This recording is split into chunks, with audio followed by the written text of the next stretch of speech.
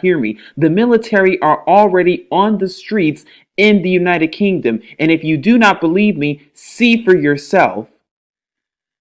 Now, the video I'm about to share with you was originally posted on YouTube, but was since deleted. Very interesting and suspicious indeed. But what you're going to see is that the military in the United Kingdom are on a suburban street and they claim that they're giving out tests for COVID. But is that really what they're doing?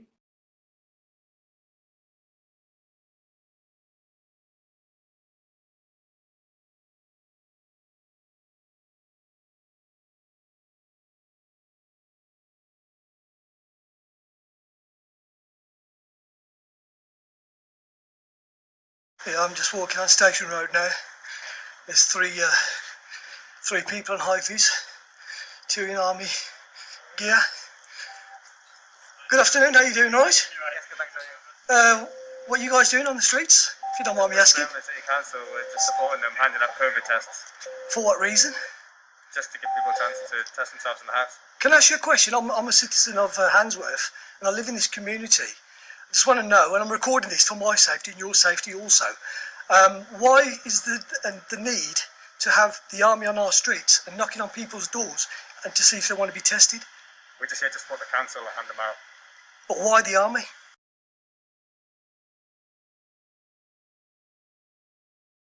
Just to support. That's all we're here for, just to support the council and help hand out tests. But if people want to have tests, surely that's their discretion. If they can go voluntarily to any sort of centres to have tested. So why knock on people's doors? Just to give them the option. They don't have to take it. They can just take it if they want. And whose directive is this? Birmingham City Council.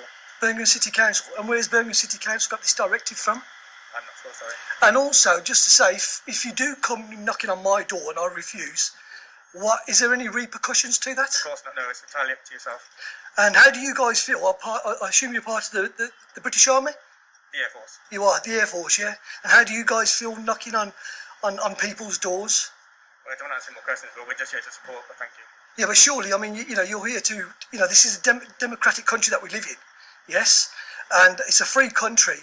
Do you not think this is a bit draconian in terms of what you guys are doing? I'm not answering more questions, sorry, but we're just here to support, but thank you. So you're only here to support? We're here to support the Yeah? council, yeah. Is there any legal right that you can actually go around knocking on people's doors? I'm not answering any more questions. Well, it's not very good. Like I said, I'm not happy as a citizen of Handsworth, and I'm one of the residents around here. And if I do see anybody, any people that I know, I will tell them to refuse to open their doors, because I think it's an absolute liberty of people's civil rights and taking away our freedoms. This is absolute tyranny. Having the army on the streets, yeah? Having the army on the streets. No, listen, I'm saying, having the army on the streets is absolute tyranny.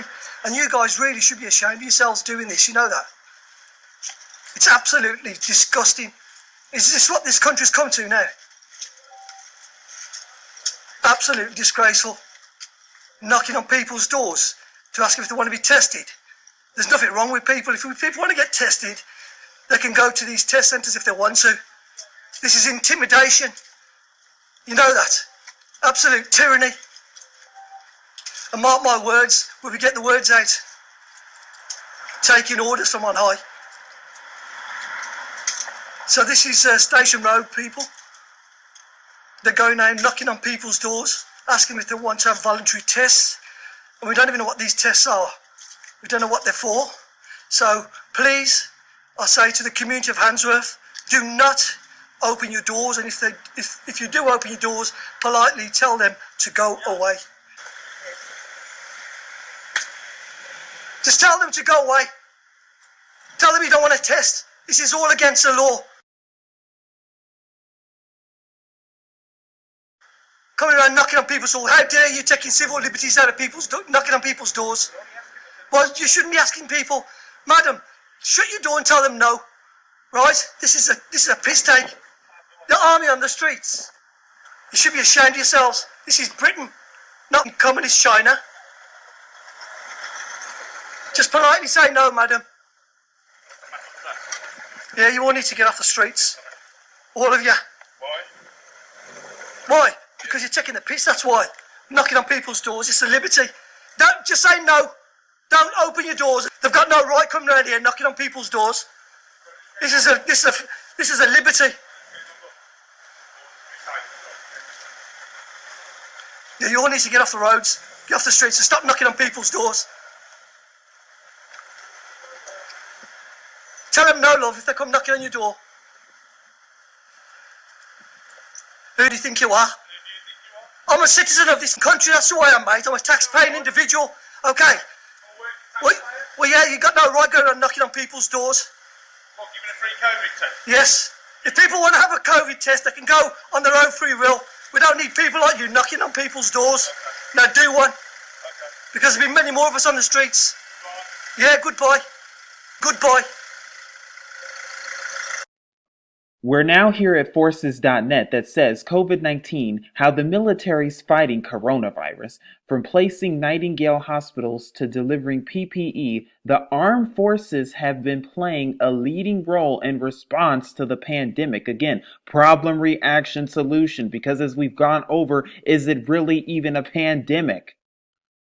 Or is it a scheme to take away the little to no rights you already don't have and to make you subservient to your government and to the police and to the military? That's for you to decide. But this right here says UK Armed Forces personnel are continuing to have a key role in the country's response to COVID as we head into cold and flu season. Last week, 100 RAF personnel deployed to Birmingham to begin supporting the city council's drop and collect testing initiative. But for those of you who are still sleeping, especially if you're in America and are saying to yourselves, oh, well, that could never happen to us. Oh, well, that'll never come here. Well, Trump has already said that the vaccine would actually come through the military. Here's the footage. One issue that has come up is once you do have a vaccine, how do you properly distribute it?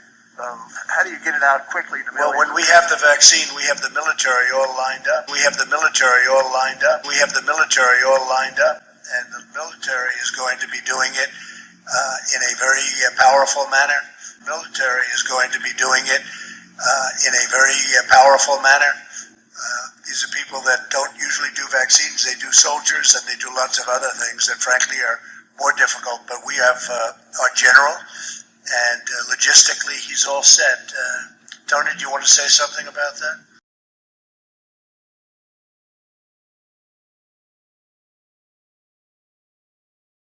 That is correct. As the vaccine rolls out, we'll be getting them distributed. And as you probably have heard, we are going to make sure that we do it in an equitable way. And it's representative of the populations who need it the most. And it's representative of the populations who need it the most.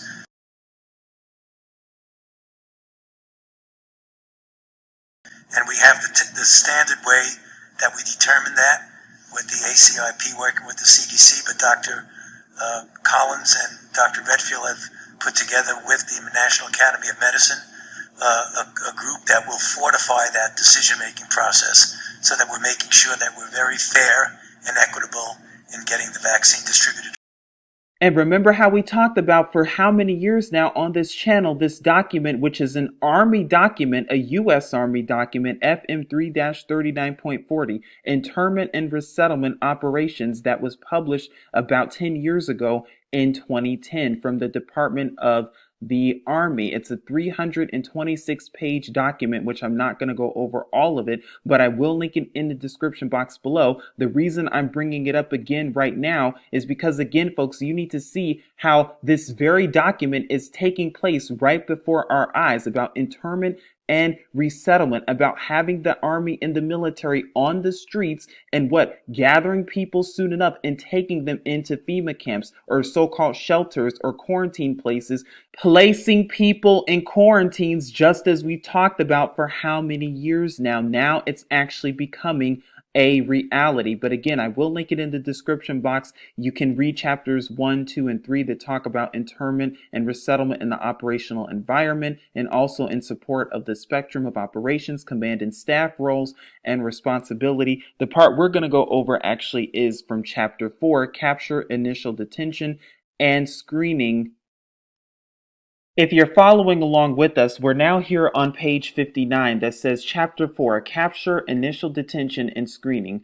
Personnel conducting detainee operations must ensure that these operations are performed in a manner that provides for the humane treatment and care of detainees, thereby reducing the probability of incidents of abuse involving U.S. Armed Forces and detainees. Let me ask you this question in case you don't already know the answer to it. Who are the detainees? The detainees are people like you and me. The detainees are people like yourself listening to this video. The detainees are the citizens of these different nations, the citizens of the USA. That's who they classify as detainees. So when they say reducing the probability of incidents of abuse, what exactly are they talking about? Are they hinting at riots? Are they hinting at protests? It seems as though they're planning all of this ahead of time. I mean, this document even tells you about the FEMA camps, and there's so much more in this document that exposes it, but we're not going to go over all of it for the sake of time. But right here under 4-2, it says, while one or two detainees may not create a major challenge, a large number of detainees require significantly more soldiers and resources and pose increased security risks to soldiers and themselves. Detainees must be safeguarded, according to them, to include provisions for adequate space, food, and waste disposal. These tasks are manpower intensive and can cause significant delays in onward movement and divert unit assets from the primary mission. Well, what is that mission? Because then it says military police are responsible for receiving, securing, processing, and interning detainees and operating them at these facilities. Do you understand what this is telling you?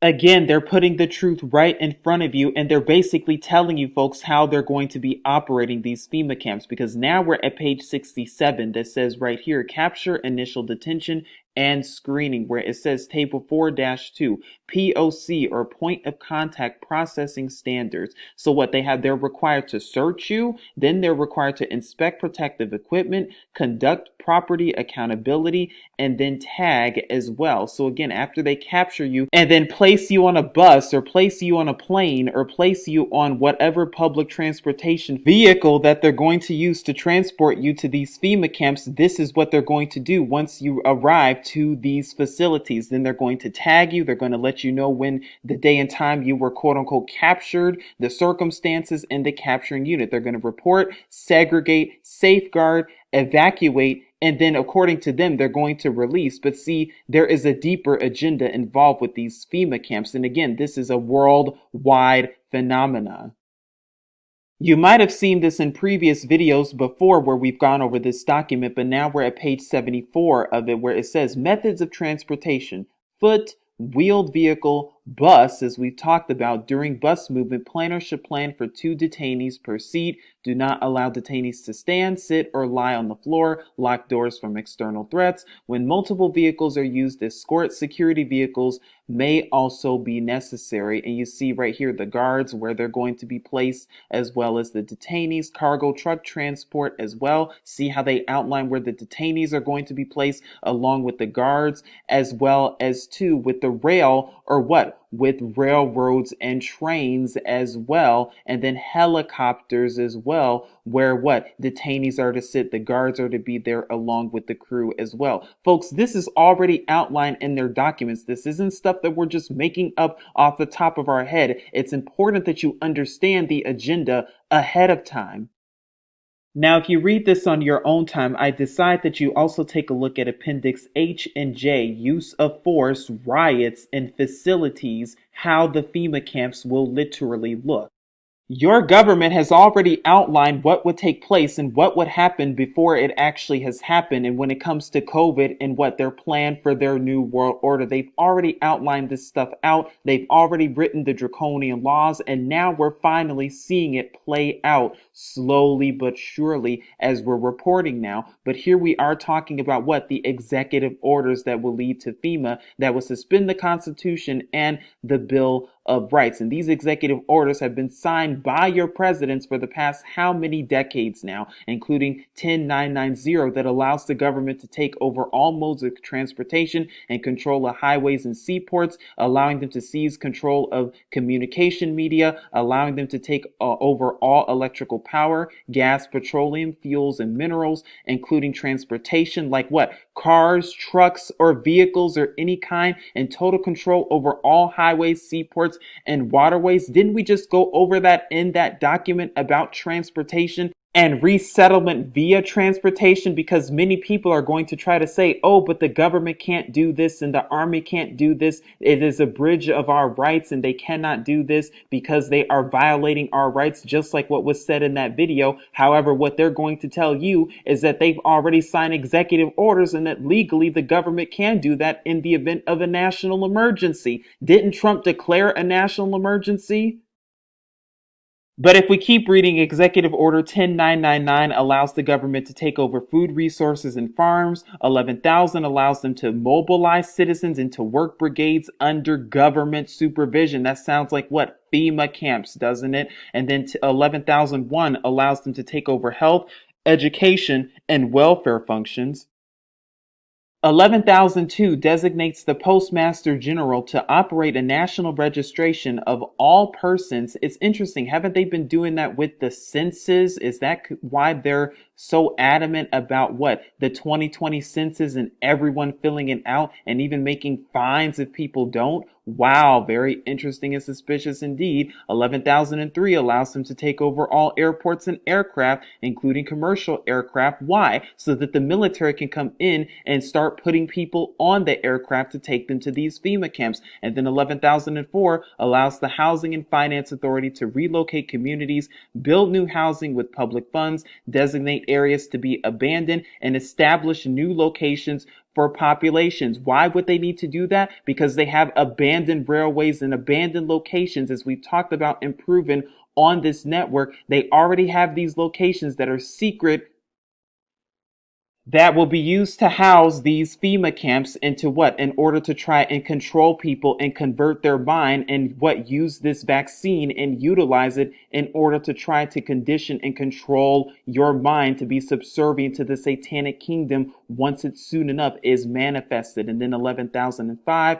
and then 11,051. Now again, if you would like to read this, you can pause the video at your own time so that you can read it. This one just talks about government taking over public storage facilities and waterways, and also when it comes to authorization to be in effect during what? Increased international tensions and economic or financial crisis. Well, aren't we seeing that with COVID and how it's affected how many businesses and how many people had to file for unemployment? Don't you see how this is already taking place right before our eyes? Not only that, but 11,310